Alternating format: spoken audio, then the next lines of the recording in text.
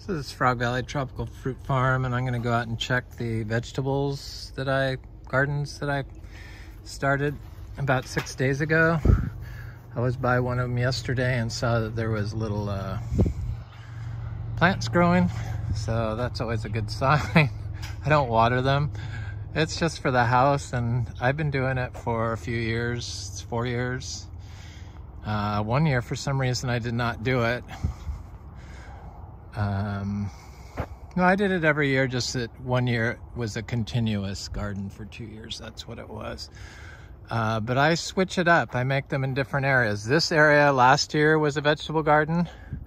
It was like a lawn pond, and then it turned into a weed pond. You know, areas of your lawn that hold water after it rains and the water's really hot. And usually when the cover starts growing really well, it takes care of that, but sometimes it doesn't. And I planted trees in there when there was no water in there that expensive trees, rare trees, seeds that I started, and the lawn pond was in the weeds, so it killed my trees, and not all of them. See, there's a lot of trees in there. Some survived, but some didn't. So when I went in there and I saw that it was standing water, it was like 5 inches deep in the highest areas.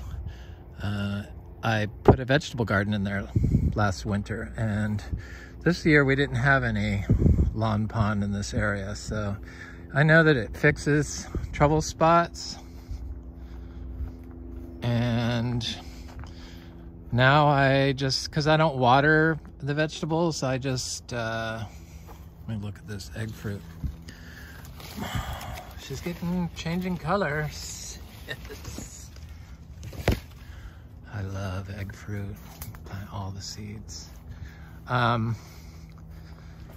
It fixed the area when I put the vegetable garden in there, and it's fixed when I've had vegetable gardens in other areas. It also fixed those areas, and we don't water.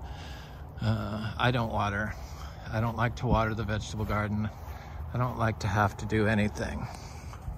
And in Florida, you really don't have to once you have the biology and the carbon in your soil. We get the carbon in our soil from living root. Air smells really good. There's thousands of dragonflies here year-round. They don't seem to live on any of the neighbor property. I think they're attracted to all the plants. The biogenic VOC is being released by the plant to attract the beneficial insects. It smells so good. Definitely the weather has changed at night. It gets down to like 66, I think it got down to last night. And you could feel a nip in the air. So the trees seem fine. It hasn't rained here. We got a 1/4 inch in a week, which is kind of like the water turned off. It's what happens in the winter. It dries out. This cacao got fruit on it. Please hold the fruit tree. We want some cocoa. We want to have a chocolate farm.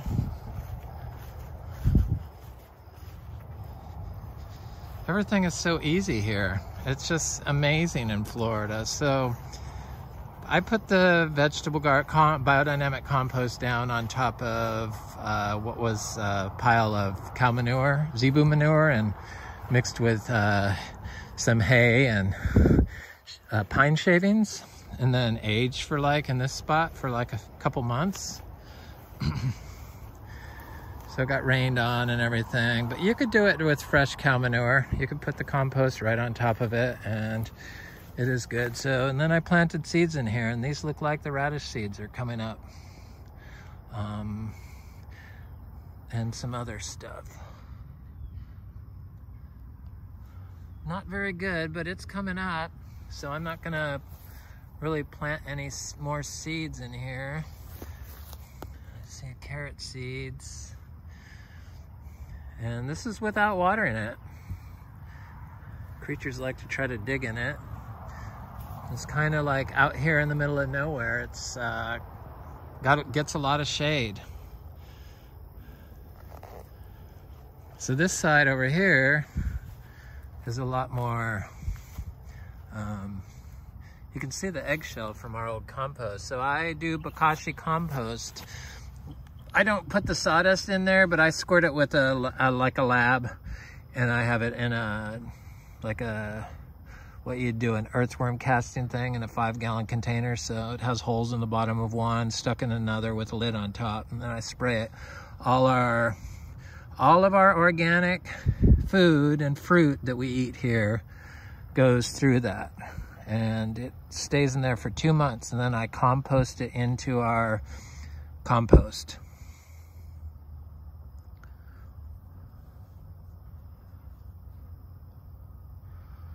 So this is doing good. I'm happy with this. I'm not going to plant any seeds here. It would really help if we got a little rain, but I've never had a problem with the vegetables growing without watering them, so I'm not going to even worry about it. I have other plots of it over here. I have some other vegetables to plant. I need to order some seeds. I got some leeks, and I got a couple of leaf broccoli. Then I got some tomatoes. I got a really late start on my tomatoes. I should have started those sooner, I think. Pineapple, tomato. And honey drop cherry tomato. And southern collards. That's it. Let me go look at these other plots. Everything's looking good. Plants are growing. The orchard floor still looks good. It smells really good. The bugs seem very happy. The birds seem happy. I'm happy, so that's good. I don't know why that banana fell over with that little tiny rack on it.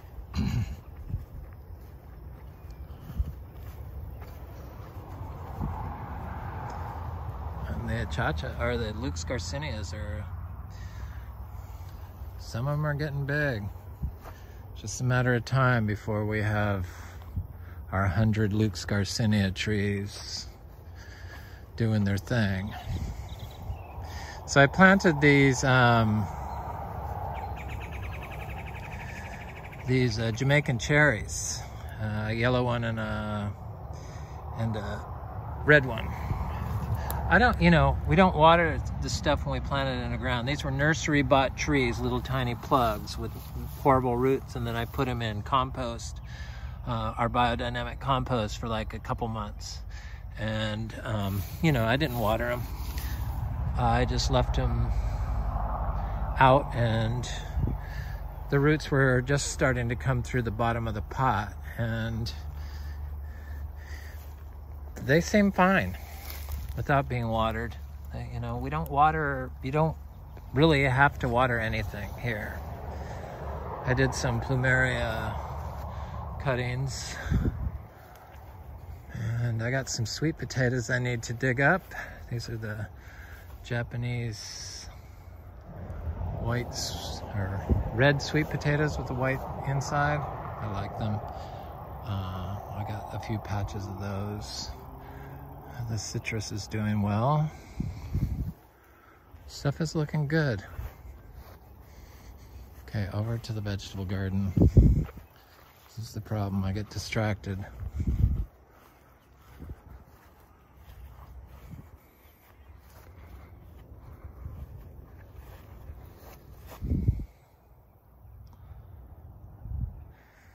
The water doesn't seem to be an issue, the water stress. Once you got some plants growing in there, you gotta leave all this stuff The stuff that everyone tries to kill and beat down and mow, that's what you gotta, or cover it with mulch.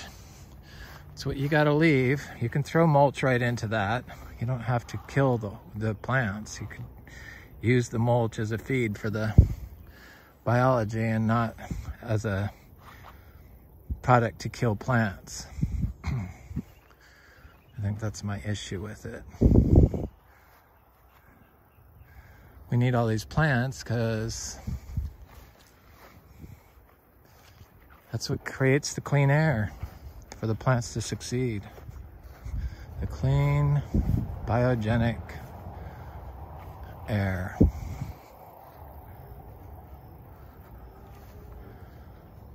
The gases we breathe. Not the car exhaust gases, but the plant biogenic plant. So here's the other area I planted, and I did this the next day, I thought, and the stuff is coming up.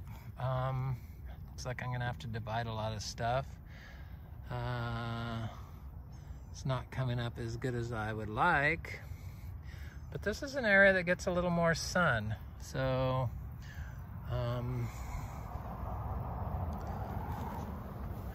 I do see stuff coming up, so I'm gonna give this another day, but it doesn't look as good as the other side, I know that.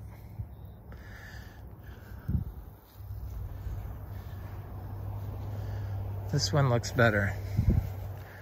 I can see it's better already, so I'm gonna plant that other one again, because it should look like this one, because I did it on the same day. So this one has a lot of plants growing in it throughout it. Different vegetables I planted.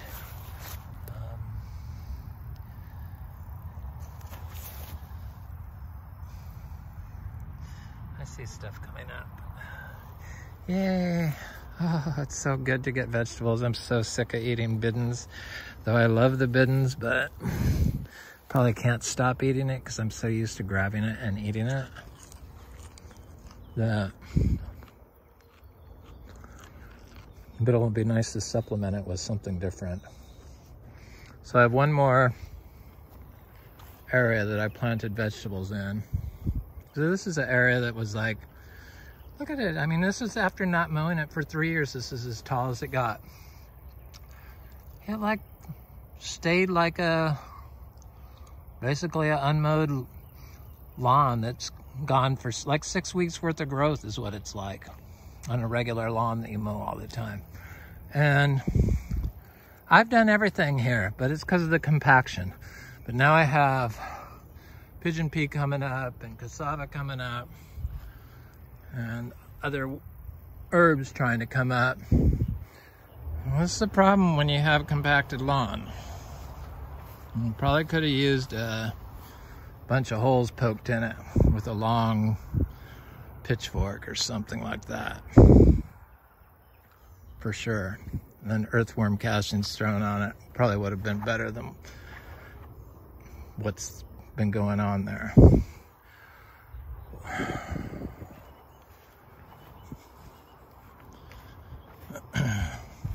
Because I've given it lots of inputs. All of this stuff is looking good along here.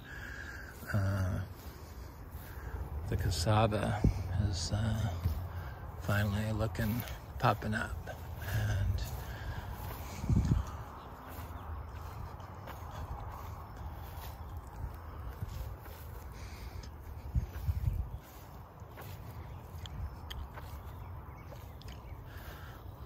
I like the unmowed grass. I couldn't go back the other way. I mean, just the way it smells is so much better. It just really smells. The air here is like so incredible. That's a cashew. That's a mulberry. I need to do the mulberry twigs and plant those because I'm sure you could do those in the winter. Cashew. Anemic nursery star fruit. I got some jaboticabas in there, but I'm not even gonna try. walk all over them.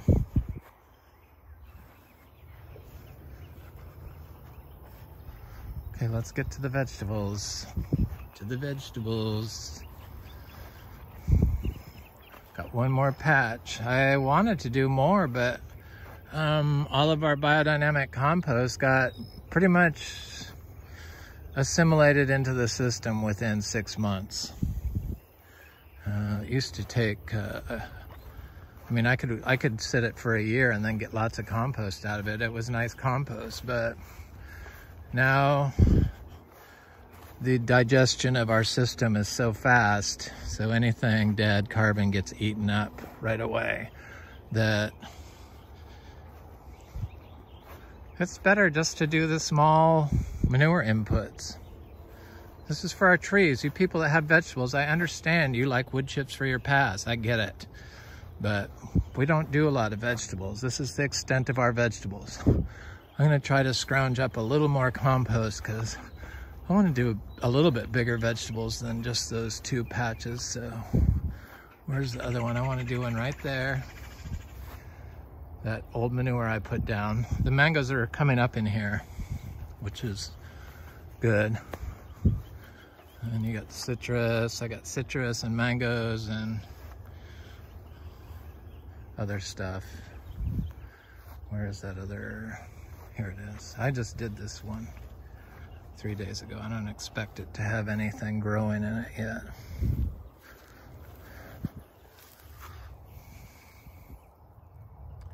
Nope.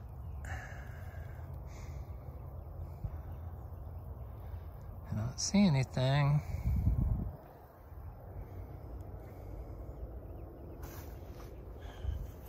Another trouble spot. You know, that grass after 3 years should be like, it should be like the rest of the place. But when you got these trees and you mow lawn and you got trees on all sides, then really the wind can't really blow the rain away, and the rain just comes down straight down and then beats the soil and makes lawn ponds basically, which we don't have anymore. Anyway, I might as well walk to the back of the property, check our mangoes back there. Lychees are looking good. This is the J31 jackfruit. Should fruit next year for sure.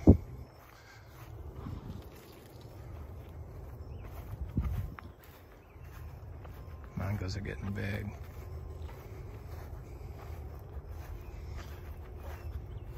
So I put piles of stalls when I clean out the zebu's stalls every day. I get about 50 pounds of manure and I just dump it. Now's the time to do mangoes. I'm going by the Indian method to do it, the organic method to do it, September through I think January or something like that, February maybe. Which is kind of the only time I can do it because the rest of the time you have fruit on the trees or flowers, and if you're using raw manure in your system, you have to wait 4 months, 120 days before you can sell fruit after you apply it. So it's kind of the only time I have to use it, is after all the fruit is picked. That's like a fresh spot. Sometimes I forget to cover it up, which is important.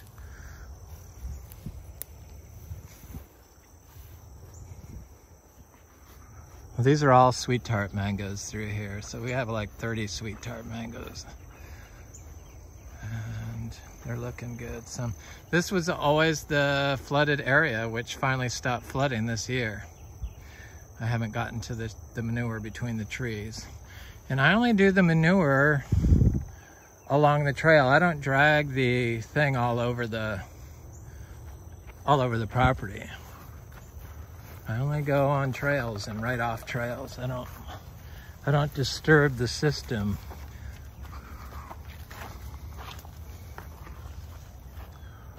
really so many bugs out here. It's just crazed. These pepper trees, I'm waiting for them to fruit and seed and have the birds come and eat them, and then I'm going to prune them and throw them there. Chop and drop. People get concerned about not doing chop and drop. This is a chop and drop 365 days a year, and the living roots put carbon into the soil unlike mulch. So this is mulch. It just happens to be living. So all these dead things you see above ground, that's going on below ground with the roots.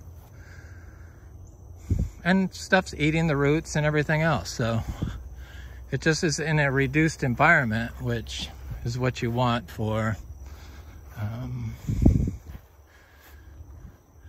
to hold the VOCs, you know, the flavonoids and the terpenes and stuff like that in the soil. That's why soil can release biogenic VOCs for the plant. I imagine they can get released on notice. Oh, I love mangoes. They're so beautiful and they're so easy here in Florida, and you don't even have to water them, and you don't have to use copper, and you don't have to use any fungicides, and really you don't have to do anything.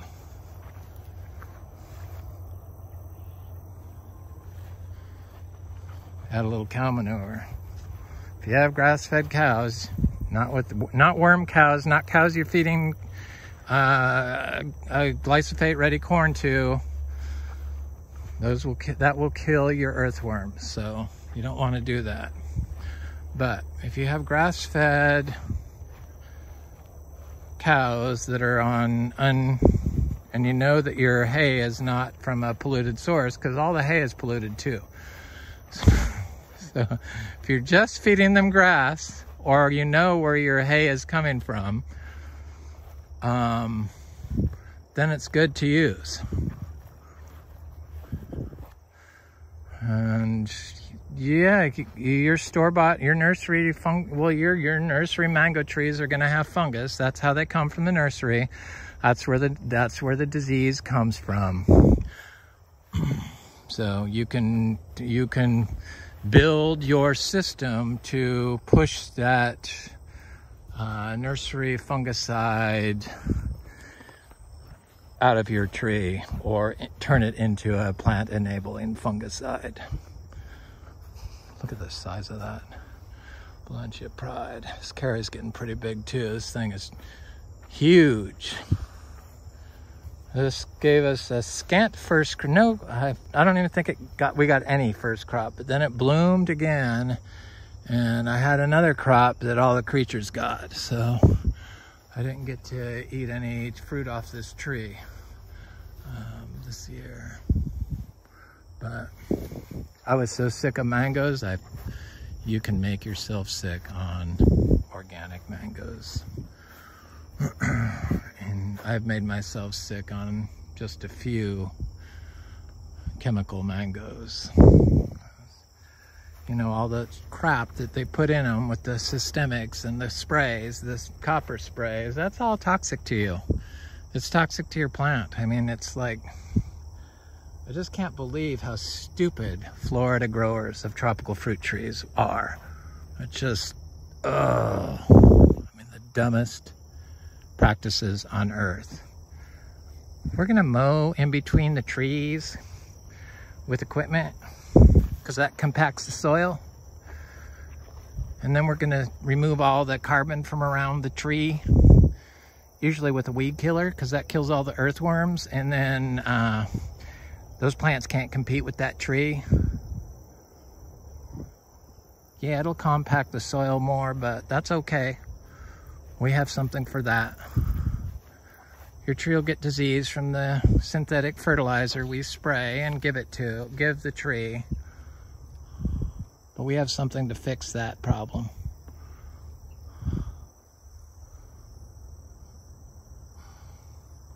know if you're watching this, you know, but really, I mean, come on. We can turn Florida back into paradise. Or into paradise. With tropical fruit trees. Anyway. This is Frog Valley Tropical Fruit Farm. This is that tree that I did a video on drought. How healthy they are during droughts, or dry farm mangoes, that's what it was. And the mangoes off this sweet tart tree were quite delicious. And at $5 a piece, or $5 a pound, with 0 inputs and 0 water. I mean, that's what they could do in the Florida citrus groves. It's like, why? Who's paying them to grow, to destroy Florida? That's what I want to know. Because they couldn't be making any money. They got all that land. Oh, the aerial spray citrus groves. So if you live near one of those, you're like, they aerial spray the island here. I'm not sure what they use, but I know they do. I've seen them. Maybe they stopped. Anyway, it's Frog Valley Tropical Fruit Farm. Hope you have a good day. It's our vegetable growing.